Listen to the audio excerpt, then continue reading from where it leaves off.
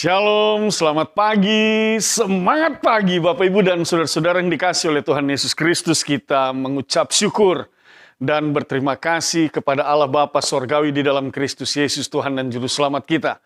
Karena di pagi hari ini kita boleh ditibakan di akhir pekan dan pagi ini kita jumpa lagi dalam Sapaan Pagi Bahtera Kasih. Kita akan memulai seluruh kegiatan kita di akhir pekan ini. Tetapi sebelumnya kita akan melandasi seluruh tugas tanggung jawab kegiatan kita, aktivitas kita dalam terang firman Tuhan.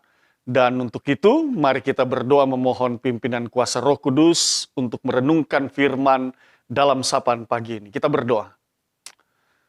Bapa di dalam sorga, kami mengucap syukur dan berterima kasih. Kasih setia Tuhan senantiasa kami rasakan dalam hidup kami.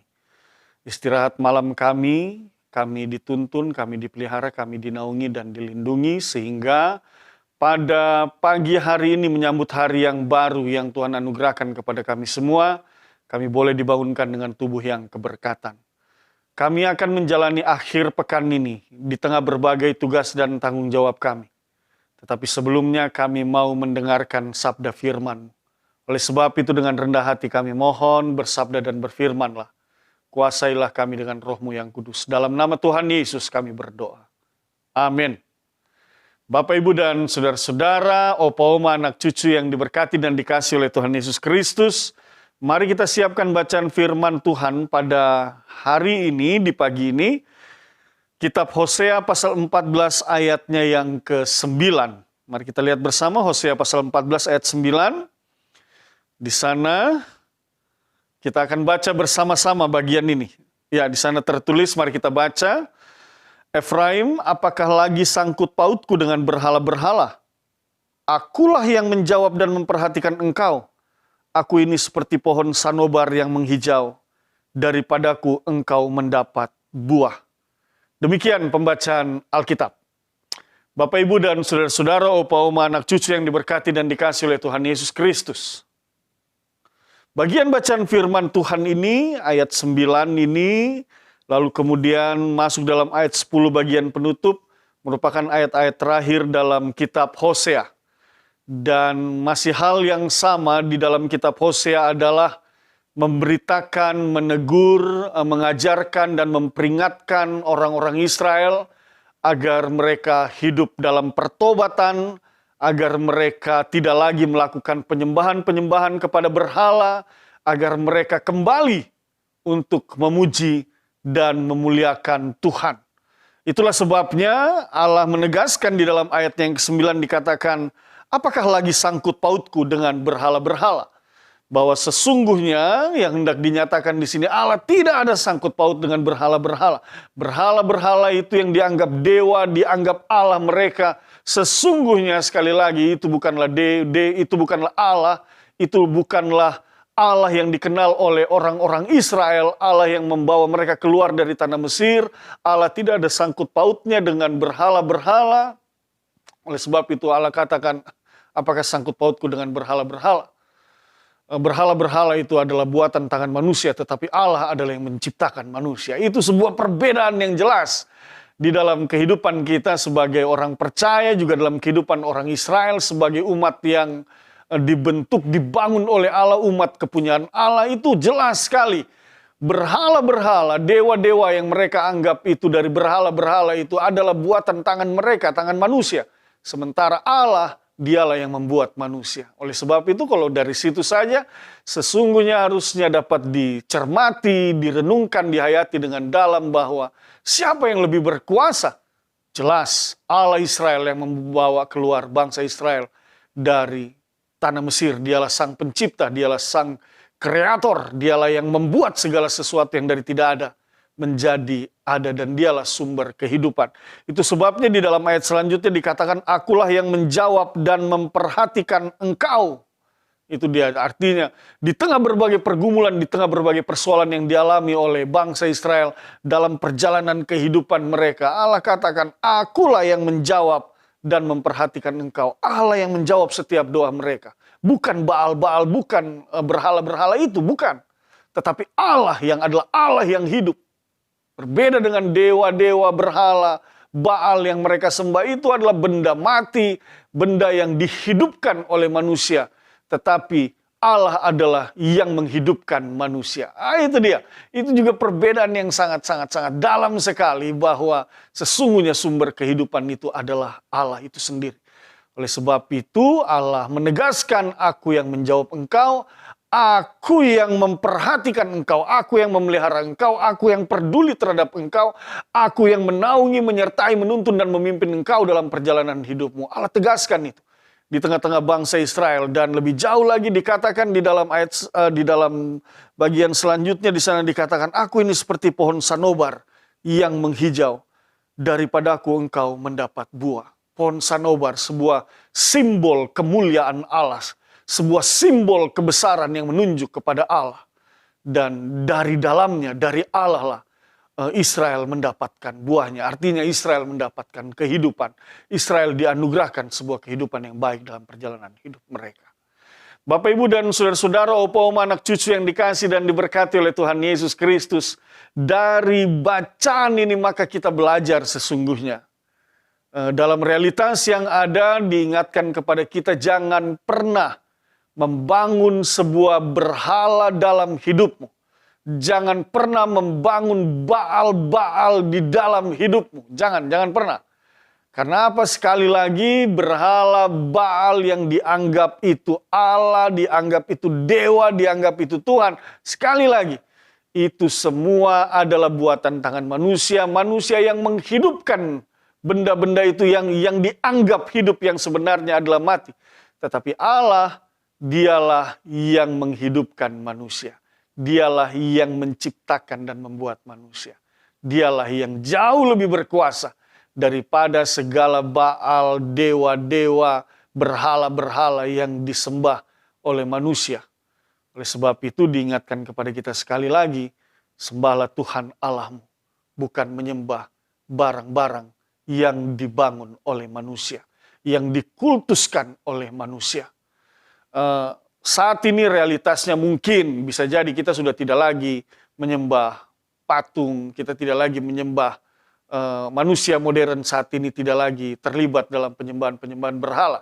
Tetapi Bapak, Ibu, dan saudara-saudara, kita tidak dapat lepaskan sebuah realitas juga yang terjadi di tengah-tengah kehidupan manusia ketika manusia mulai membangun berhala-berhala baru di dalam hidupnya. Ketika manusia mulai percaya dengan kuasa-kuasa di luar kuasa Tuhan. Ketika manusia mulai percaya dengan hari baik, dengan ramalan-ramalan. Manusia mulai percaya dengan berbagai prediksi-prediksi masa depan. Yang seolah-olah orang yang dapat meramal masa depan, orang yang dapat memprediksikan sesuatu yang akan terjadi, itu adalah kekuatan kuasa yang membuat kita takluk pada ramalan-ramalan itu. Secara tidak langsung ini juga akan membawa kita ke dalam sebuah realitas, pencobaan bahwa kita mulai membangun satu berhala-berhala yang baru dalam hidup kita. Demikian juga ketika kita menomorduakan Tuhan di tengah pekerjaan kita, menomorduakan Tuhan di tengah berbagai kepentingan hidup kita, sesungguhnya sekali lagi kita sedang membangun berhala-berhala baru. Kita lebih memilih untuk melakukan berbagai aktivitas yang lain dibandingkan kita harus duduk bersama, beribadah, memuji dan memuliakan Tuhan. Kita lebih memilih aktivitas-aktivitas harian kita dibanding kita membaca Alkitab dan berdoa kepada Allah, menyembah kepadanya. Bapak, Ibu, dan saudara-saudara, dari firman Tuhan ini mau mengingatkan kepada kita, sejauh mana engkau sudah menyembah Tuhan Allahmu. Sejauh mana engkau benar-benar meninggikan Dia di dalam seluruh kehidupanmu. Sejauh mana engkau benar-benar takluk di dalam kekuatan dan kuasanya. Yang sering kali terjadi dalam hidup ini, kita lebih mengandalkan kekuatan kita, kepintaran kita, kecerdasan kita. Kita lebih mengandalkan kekuatan manusia, yang pada akhirnya kita menyepelekan kuasa Allah. Kita tidak takluk pada kuasa Allah, kita lebih takluk kepada kuasa-kuasa manusia, kuasa-kuasa kegelapan, kuasa-kuasa yang ditawarkan oleh dunia ini. Oleh sebab itu, diingatkan sekali lagi kepada kita, Allah yang adalah Allah Israel itu, Allah yang kita sembah di dalam Kristus Yesus, Tuhan dan Juru Selamat kita. Yang oleh Yesus disebutkan Bapakku di sorga, yang adalah Bapa kita semua juga. Tidak ada sangkut pautnya dengan kuasa-kuasa yang ada di dalam dunia ini, yang ditawarkan oleh dunia ini. Kuasa-kuasa yang berasal dari kuasa kegelapan, tidak ada.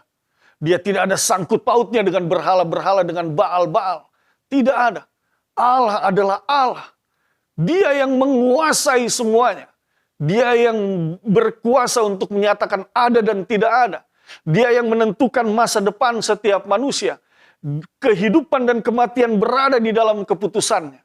Dia adalah Allah yang jauh lebih berkuasa daripada kuasa-kuasa yang ditawarkan oleh dunia ini. Oleh sebab itu sekali lagi, Bapak Ibu dan saudara-saudara, firman Tuhan ini mau mengingatkan kepada kita, mari tinggikan dan muliakan dan sembah Allah yang kita imani dalam Kristus Yesus Tuhan dan Juru Selamat. Mulai tinggalkanlah segala ajaran-ajaran yang bertentangan dengan firman Tuhan, hari baik, ramalan-ramalan, bintang, zodiak. Tinggalkan semua itu.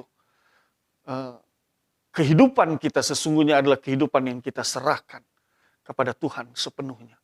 Karena dari Tuhanlah kita menerima kehidupan itu. Kepada Israel Allah katakan, aku ini seperti pohon sanobar yang menghijau, daripadaku engkau mendapat buah, daripadaku engkau diberkati, daripadaku engkau mendapatkan kehidupan. Oleh sebab itu, biarlah kita meletakkan seluruh jalan hidup kita hanya kepada Tuhan, bukan pada kuasa-kuasa yang lain. Engkau boleh ada hari ini bernafas, engkau boleh berada dalam keadaan baik. Kalaupun engkau sakit, engkau mengalami kesembuhan, engkau mengalami pemulihan, engkau mendapatkan jalan keluar di tengah berbagai pergumulan dan persoalan hidupmu. Sekali lagi, itu semua berasal dari Allah. Karena Allah katakan, akulah yang menjawab dan yang memperhatikan engkau. Bukan orang lain, bukan kuasa-kuasa yang ada dalam dunia ini, bukan. Tetapi Allah di dalam Kristus Yesus, yang oleh Yesus ia sebut namanya Bapakku yang berada di sorga. Nah itu dia, Bapak Ibu dan saudara-saudara, dalam satu bagian nats Mazmur 86. Saya ingin mengajak kita semua untuk melihat Mazmur 86, ayatnya yang ke-10 sampai dengan ayat 13 diberikan sebuah pengajaran yang baik. Mari kita lihat bersama. Di sana firman Tuhan tertulis, sebab engkau besar dan melakukan keajaiban-keajaiban, engkau sendiri saja Allah. Nah itu dia. Tidak ada yang lain, engkau sendiri saja Allah. Tidak ada kuasa-kuasa yang lain, engkau sendiri saja Allah. Allah benar-benar tidak ada sangkut pautnya dengan berhala-berhala. Allah tidak ada sangkut pautnya dengan kuasa-kuasa lain. Hanya kuasa di dalam nama Tuhan Yesus Kristus, yaitu kuasa yang bersumber daripada Allah itu sendiri. Ayat 11 dikatakan, tunjukkanlah kepadaku jalanmu ya Tuhan, supaya aku hidup menurut kebenaranmu. Bulatkanlah hatiku untuk takut akan namamu. Hanya kepada Tuhan kita meminta petunjuk. Bukan di bawah pohon kita minta petunjuk. Lalu beranggapan bahwa pohon ini punya kekuatan magis yang dapat membawa kita ke hari esok yang lebih bahagia, sukses. Tidak, bukan seperti itu. Kita tidak seperti itu. Di tepi sungai, di laut, dan tidak ada. Semuanya itu adalah ciptaan Allah, benda-benda itu. Alam semesta ini. Oleh sebab itu hanya kepada Allah lah kita meminta petunjuk. Tunjukkanlah kepadaku jalanmu ya Tuhan, supaya aku hidup menurut kebenaran, supaya kita hidup. Bapak, Ibu, dan saudara-saudara, ketika kita berserah sepenuhnya kepada Tuhan dalam tuntunan kuasa Tuhan, maka kehidupan yang akan kita alami. Kehidupan yang dimaksud di sini adalah kehidupan yang berada dalam pemeliharaan Tuhan, dan kehidupan yang berada di dalam pemeliharaan Tuhan itu senantiasa berada dalam situasi yang baik, situasi yang penuh dengan sukacita dan kebahagiaan.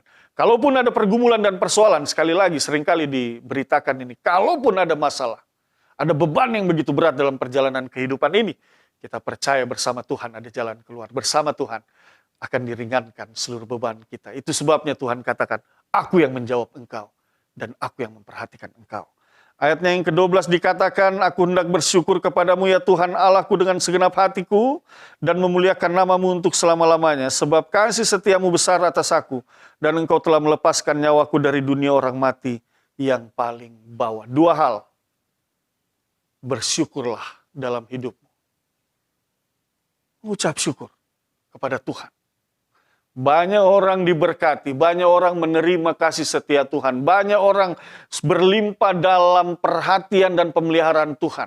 Tetapi di dalam hidupnya lupa bersyukur. Nah ini dia, oleh sebab itu lewat firman Tuhan ini kita mau diingatkan, jangan lupa bersyukur. Setiap hari engkau dibangunkan dengan hari yang baru, oleh Tuhan, diberikan nafas hidup, beraktivitas di tengah berbagai tugas tanggung jawab, diperlengkapi, diberikan kecukupan dalam hidupmu, makanan, minuman, pakaian. Bersyukurlah untuk semua yang Tuhan berikan. Tuhan memperlengkapi engkau dengan sebuah keluarga, orang tua, bapak, ibu, anak-anak, opa, oma, suami, istri, saudara, bersaudara. Bersyukurlah atas orang-orang yang Tuhan hadirkan di tengah-tengah kehidupan. Mensyukuri semua itu. Dan apa yang kau alami hari ini, sekali lagi firman Tuhan mau memberitakan kepada kita semua. Itulah kasih Tuhan. Sebab kasih setiamu besar atas aku. Itu dia Bapak, Ibu, dan saudara-saudara. Oleh sebab itu, firman Tuhan hari ini di akhir pekan ini mau mengajak kepada kita semua sekali lagi. Di tengah berbagai realitas yang ada di dalam dunia ini, mari tetap sembah Tuhan Allahmu, tinggikan Dia.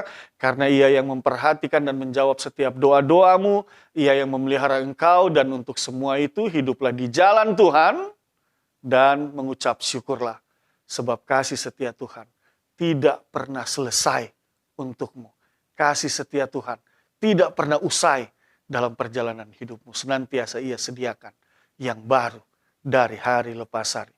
Untuk membawa engkau dan keluargamu ke hari esok yang penuh dengan pengharapan. Mari kita berdoa. Kami mengucap syukur dan berterima kasih atas firman-Mu ya Tuhan. Teguhkanlah firman ini dalam hati dan pikiran kami. Sehingga dalam situasi apapun kami senantiasa diingatkan akan ajaran firman-Mu. Dan sungguh ya Tuhan, kami mau menyembah dan memuliakan Engkau, kami mau hidup di jalan-Mu, dan kami mau mengucap syukur untuk semua kasih setia-Mu. Berkati jemaat-Mu Tuhan, Bapak, Ibu, orang tua, anak-anak, opa, oma, saudara bersaudara, Tuhan berkati mereka semua.